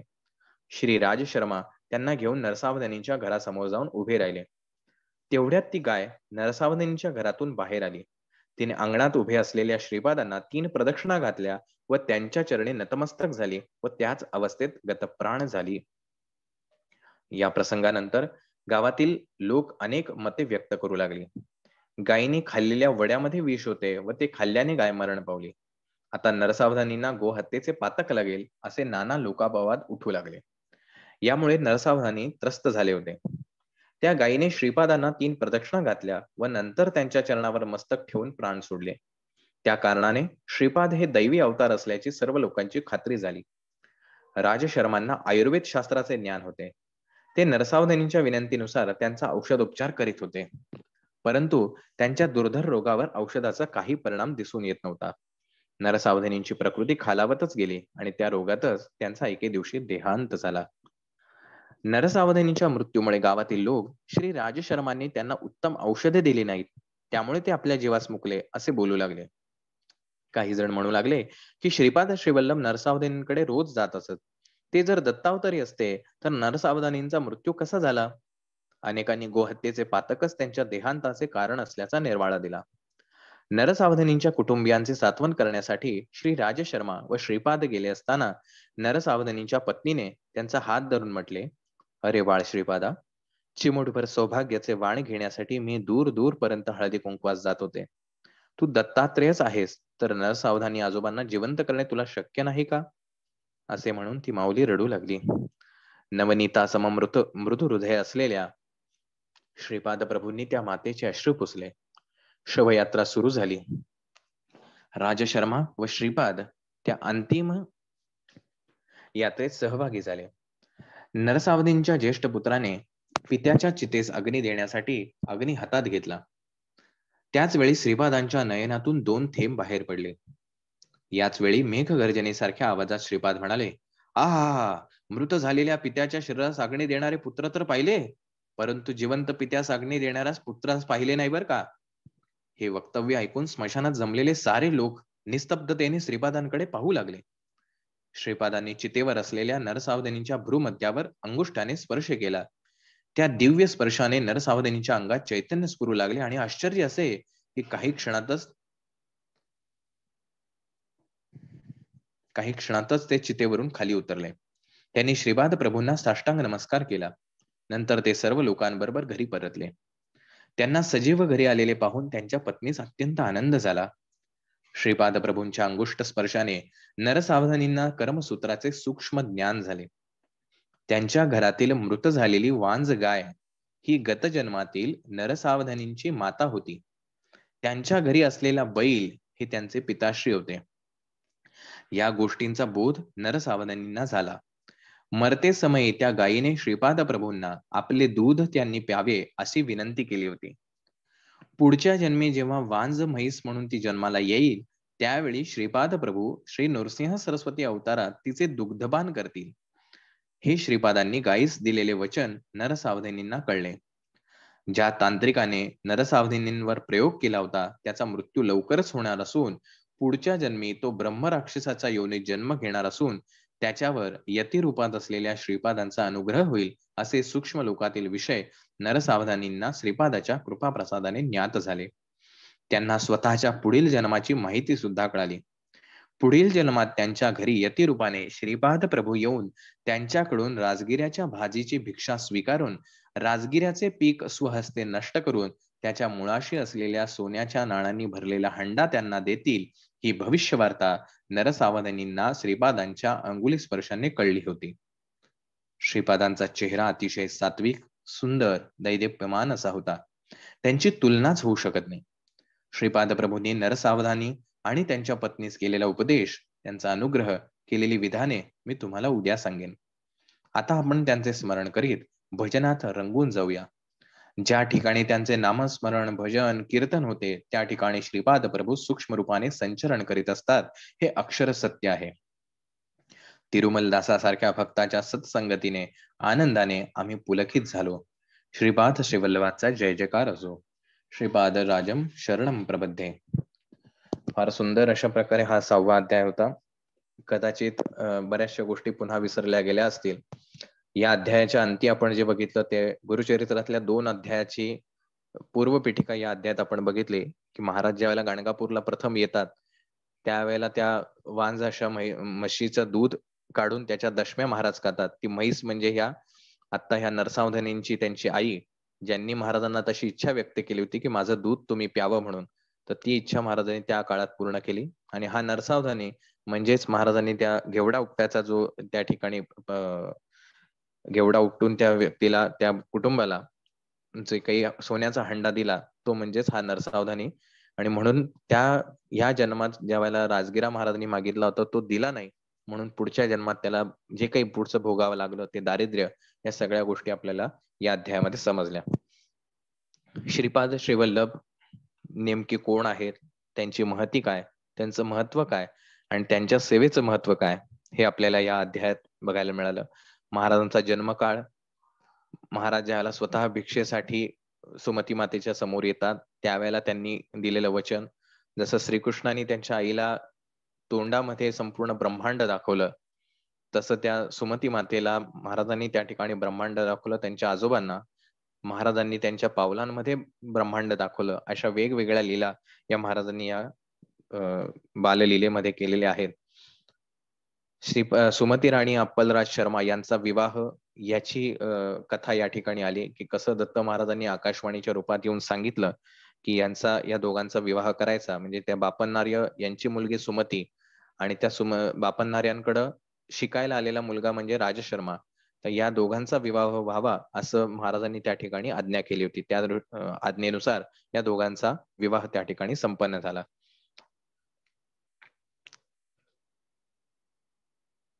आणखीन एक महत्वाची गोष्ट या अध्यायामध्ये आपल्याला समजते. अर्थात हे खूप मोठे आहेत सांगण्यासारख्या गोष्टी, पण कमी वेळात सांगण्याचा प्रयत्न करतो की सहवास हा किती महत्वाचा आहे. की आपण जर सज्जनांच्या सहवासात राहिलो, तो जो रजक होता त्या धोब्याने जे त्याची गोष्ट सांगितली की तो ज्या वेळेला बापन्नार्यो किंवा सज्जन लोकांचे कपडे ज्या वेळेला धुत होता त्यावेळेला त्याला किती चांगलं वाटायचं.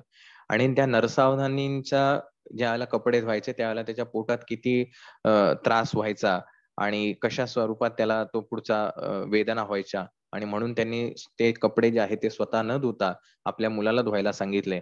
तर हा सहवास फार महत्वाचा असतो की आपण संत लोकांच्या, सज्जन लोकांच्या, सात्विक लोकांच्या जर संपर्कात राहिलो तर त्यामुळे ती जी स्पंदनं आहेत ती स्पंदनं आपल्या शरीरामध्ये सुद्धा आपल्याला जाणवायला लागतात आणि त्या पद्धतीने आपला विकास व्हायला लागतो. पण ज्यावेळेला हा सहवास जातो, आपण ज्यावेळेला पुन्हा दुर्जनांच्या साथीमध्ये येतो त्यावेळेला ही सगळ्या ज्या स्पंदन लहरी आहेत ह्या दुर्जनांच्या ज्या लहरी आहेत त्याच आपल्यामध्ये येतात आणि आपल्या शरीरामध्ये आधिव्याधींचा काय म्हणूया आपण जन्म घेतात किंवा आधिव्याधी आपल्याला निर्माण होतात. तर त्यामुळे आपण जास्तीत जास्त सात्विक ठिकाणी, म्हणून आपण का म्हणतो की केंद्रामध्ये नियमित येत जा, ह्याचं कारण त्या तिथल्या महाराजांच्या ज्या सात्विक लहरी आहेत याच्या सानिध्यात राहिल्यामुळे आपल्याला त्या प्रकारे त्याचा फायदा होतो किंवा त्याच्या प्रकारे आपल्याही शरीरामध्ये त्या सूक्ष्म लहरी ज्या आहेत त्या आपल्याही शरीरामध्ये होतात. त्यामुळे ह्या तिरुमल दासाच्या या कथेवरून आपण बऱ्याचशा गोष्टी शिकण्यासारख्या आहेत. आपल्या शरीरातली किंवा आपल्यामधील आत्म्याची आध्यात्मिक असलेली ओढ किंवा आत्म्याची असलेली आध्यात्मिक इच्छा ही जर आपल्याला तृप्त करायची असेल तर आपल्याला सात्विक लोकांच्या सानिध्यात राहणं, सज्जन लोकांच्या संत सहवासात राहणं. म्हणून आपण सत्संग जे म्हणतो ते ह्यासाठी आहे की सज्जन लोकांच्या सहवासात राहणं, त्यांचे विचार ऐकणं हे आपला महत्वाचं आहे. जर आपण दुर्जनांच्या संगतीत राहिलो तर आपल्या आयुष्यात त्याच प्रकारे वाईट घटना घडतात, कलह वाढतात, कुटुंबात कलह वाढतात. हे या श्रीपाद 6व्या अध्यायामध्ये विस्तृत लिहिलेलं आहे. त्यानंतर एक महत्वाची गोष्ट जी आपल्याला गुरुमाऊली दरवेळेला सांगतात की आपण स्वयंपाक करत असताना महाराजांचं नामस्मरण करावं. कुठलंही काम करत असताना महाराजांचं स्मरण करावं. तर त्याचा काय अनुभव येतो तेही आपल्याला याच्यामध्ये कळलं की तो तिरुमलदास जो आहे की त्याच्या इच्छेविरुद्ध त्या नरसावधानी यांचे कपडे त्याला धुवायचे असतात. मग तो काय करतो तर ते कपडे धुवत असताना श्रीपाद राजम शरणम प्रपद्ये किंवा श्रीपाद श्रीवल्लभ असं नामस्मरण करत करत धुतो. तर त्याला त्रास न होता तो कपडे जे घालतो तो नरसावधानी त्यांना त्याचा त्रास होतो आणि त्यांच्या अंगावरती ते सरपटणारे प्राणी, गोम अशा प्रकारचे त्यांना सरडा असं फील व्हायला लागतं.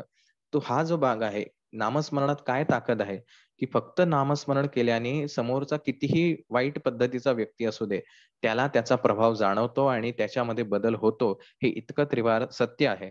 तर त्या पद्धतीने या श्रीपाद चरित्रात सांगितल्याप्रमाणे आपण प्रत्येकाने प्रत्येक कर्म करत असताना जर महाराजांचं स्मरण ठेवलं तर निश्चित प्रत्येक जे काही कर्म आपल्याकडनं कदाचित चुकीचंही असेल ते सुद्धा आपल्याकडनं चांगलं होईल किंवा त्याच्यापासून मिळणारा लाभ आपल्याला चांगला होईल.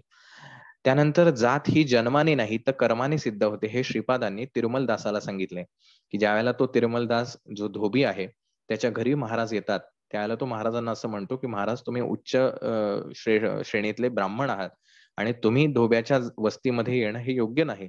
तर महाराज त्याला म्हणतात की अरे तुझ्यासारखा सात्विक विचारांचा धोबी हा त्या नरसावधानी सारख्या काय म्हणूया कुविचारांच्या ब्राह्मणापेक्षा सुद्धा श्रेष्ठ आहे. त्यामुळे हा जातीभेद हा महाराजांकडे कधी चालत नाही. आणि मग महाराज त्याला दिव्य दृष्टीनं जी काही शक्ती देतात, शक्तिपात करतात आणि त्या ठिकाणी त्याची कुंडलिनी जागृत होते आणि म्हणून त्या तिरुमलदासांना एवढं ज्ञान होतं आणि ते शंकर भट्टाला ही सगळ्या गोष्टी सांगू शकतात. तर ही शक्तिपात महाराजांनी त्या ठिकाणी त्या तिरुमलदासावर केला. एक साधा धोबी फक्त मनामध्ये श्रद्धा आहे श्रीपादांबद्दल आणि प्रत्येक कर्म हे श्रीपादांना स्मरण ठेवून केल्यामुळे महाराजांनी त्यांच्यावरती शक्तिपाताचा अनुग्रह केला. महाराजांचा अनुग्रह होणं याच्यापेक्षा मोठी आणखीन काही गोष्ट नाही. त्यानंतर आपल्या विद्वत्तेचा कधी अहंकार करू नये, जसं त्या नरसावधानी यांच्या बाबतीत झालं की स्वतःला श्रेष्ठ समजणं किंवा श्रीपादांना दत्त महाराजांचा आविष्कार न समजणं, अशा चुका त्यांच्याकडनं होत गेल्या. तरी महाराज कृपाळू होते. तरी सुद्धा महाराजांनी त्यांच्याकडनं शाकदान मागितलं. परंतु केवळ त्या अहंकारापोटी त्यांनी श्रीपादांना ते दिलं नाही. आणि मग महाराज म्हणले, की "ठीक आहे, तुझ्या कर्मानुसार जे भोगावं लागेल, ते तुला तुझ्या आयुष्यात भोग तू आता." आणि मग तो पुढचा जो तेजपुंज आत्मा त्या शरीरातनं बाहेर पडला, त्यांनी सगळं कथन झालं. हे बऱ्याचदा आपल्याही आयुष्यात घडतं, की आपण ज्यावेळेला महाराजांच्या सेवेत असतो, सज्जनांच्या संगतीत असतो, त्यावेळेला आपल्यामध्ये आपल्याला बऱ्याचशा काही गोष्टी जाणवायला लागतात, की आपल्यामध्ये काहीतरी वेगळं चैतन्य आहे. आपले विचार बदलायला लागतात. आपल्याला अनेक वेगवेगळ्या अनुभूती यायला लागतात. पण जसंही तो सहवास सुटतो, म्हणजे जसा तो पुण्यपुरुष त्या ठिकाणावरून निघून जातो, त्यानंतर आपल्याला ज्या अनुभूती येत होत्या त्या अनुभूती येत नाहीत. महाराजांचा सहवास सुटला, केंद्रातनं जाणं कमी झालं, आरतीला जाणे कमी झालं, की हळूहळू त्या ज्या येणाऱ्या आपल्या आयुष्यातल्या अनुभूती आहेत ह्या कमी होतात. आणि म्हणून अशा सहवासामध्ये राहणं हे सर्वार्थाने श्रेष्ठ आहे. त्यामुळे आपला हा पुण्यपुरुष कधीही आपल्यापासून दूर जाऊ नये, अशी सतत आपण प्रयत्न ठेवावेत. त्यानंतर महाराज आपल्यावरती संकट येऊ नये म्हणून वेगवेगळ्या लीला करतात. परंतु आपण देहबुद्धीने, जसं त्या नरसावधानीने केलं, की वेगवेगळ्या रूपात येऊन महाराज त्यांना सांगत होते, की ह्या गोष्टी करा, ते शाकदान करा किंवा अन्य रूपामध्ये महाराजांनी त्यांना सांगितलं. पण स्वतःची देहबुद्धी इतका अहंकार श्रेष्ठ होता, की त्यापुढे देव सुद्धा त्यांना दिसला नाही. आणि मग शेवटी जे काही संकट आहे ते पुढे भोगावं लागलं. दारिद्र्य असेल, लोकांनी केलेली हेटाळणी असेल, लोकांनी त्यांना अगदी वाईट कृत्य करता किंवा तांत्रिक गोष्टींचा तुम्ही हे करता, चोर आहात, अशा वेगवेगळ्या त्यांना टिप्पणी दिल्या, जो त्यांना सहन झाला नाही. पण एवढं असून सुद्धा महाराजांनी नंतर त्यांच्यावर कृपा केली आणि मृत्यू सुद्धा ओढवलेला असताना सुद्धा महाराजांनी त्यांना पुन्हा जिवंत केलं. हा खूप मोठा आशीर्वाद आहे. त्यामुळे महाराज हे इतके कृपाळू आहेत, त्यांचा कोणावरती राग नाही. आपण कितीही महाराजांच्या विरुद्ध वाईट काम केलं असेल, पण ज्या क्षणी आपल्याला त्याची उपरती होते, त्या क्षणी महाराज आपल्यावरती प्रसन्न होतात आणि आपल्याला जे हवंय ते निश्चित देऊ शकतात. त्यानंतर त्या गायीचं त्याची पूर्वपीठिका काय आहे, ती गाय कोण होती, वडील कोण, बैल कोण होता, याचंही महाराजांनी ज्ञान त्या नरसावधानींना यांना ते दिलं होतं. त्यामुळे या प्रकारे महाराजांचा जो भाग आहे हा आपण समजून घेणं, हा कर्मसिद्धांत हा शेवटच्या परिच्छेदामध्ये जो सांगितला, की प्रत्येक गोष्ट आपण कुठल्या जन्मात आलेलो आहोत, आपण मी सागर म्हणूनच का जन्माला आलो, तुम्ही आणखीन तुमचं जे नाव आहे तेच म्हणून काय जन्माला आलात, तुमच्या आयुष्यात आलेली माणसं ही अशीच का भेटली, त्यांच्याविषयी तुम्हाला वाटलेल्या भावना ह्या अशाच का आहेत, या प्रत्येक गोष्टीला कारण आहे. जसं त्या गायीच्या बाबतीत झालं, की तिनं अचानक त्या श्राद्धाच्या दिवशी ती शक्ती त्या ठिकाणी प्रवेश करते, तिने ती सगळा श्राद्धाचा स्वयंपाक खाल्लेला असतो. आता हे श्राद्ध कोणाचं, त्याच्या वडिलांचं. तिथं आई ती जाऊन त्या ठिकाणी ते सगळा श्राद्धाचा स्वयंपाक खाते. मग महाराज त्या ठिकाणी येतात. ती महाराजांना 3 प्रदक्षिणा मारते. त्यावेळेला महाराजांना विनंती करते, की तुम्ही माझं दूध प्राशन करावं म्हणून. मग महाराज तिला पुढची आज्ञा देतात, की पुढच्या जन्मात तू ज्याला वांज म्हैस म्हणून जन्माला येशील आणि त्यावेळेला मी नरसिंह सरस्वती अवतारात असताना मी ते स्वीकारेल. म्हणजे प्रत्येक गोष्टी मागं कारण आहे. कारणाशिवाय कुठलीच गोष्ट घडत नाही. आणि हे जर आपल्याला समजून घेता आलं, तर आपल्याला कळेल आपल्या आयुष्यात घडणाऱ्या घटना ह्या आपण बदलू सुद्धा शकतो. आणि जी काही गोष्ट घडती आहे, त्या गोष्टींना जर आपण स्वीकारलं आणि त्यातून योग्य मार्ग निवडला, तर अंतिम सत्य एवढंच आहे, जसं त्या नरसावधानीच्या बाबतीत झालं.